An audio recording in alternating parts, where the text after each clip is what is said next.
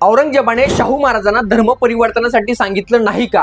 किंवा ज्या औरंगजेबाने संभाजी महाराजांना इतकं हालाल करून मारलं, धर्म बदलला नाही म्हणून त्याने शाहू महाराजांना का जाऊ दिलं? तर यामध्ये आपल्याला पहिलं पत्र आढळून येतं 10 मे 1703 रोजीचं. यामध्ये औरंगजेब म्हणतो, बादशाहाने हमीउद्दीन खानास फरमावले की संभाचा म्हणजे छत्रपती संभाजी महाराजांचा मुलगा शाहू हा गुलाल बारात कैद आहे, त्याच्याकडे जा आणि त्याला सांग की मुसलमान हो. हमीउद्दीन खान शाहू महाराजांकडे गेले, त्यांना मुसलमान होण्यासाठी सांगितलं. त्यांनी साफ नकार दिला. हा नकार औरंगजेबाला कळवण्यात आला. औरंगजेबाने हमीउद्दीन खानास सांगितले की शाहूंवर नजर ठेव. तर औरंगजेबाने ना संभाजी महाराजांना सोडलं होतं, ना औरंगजेबाने शाहू महाराजांना सोडलं होतं. तो पूर्णपणे इस्लामचा प्रचार करण्यासाठी दख्खनमध्ये आला होता.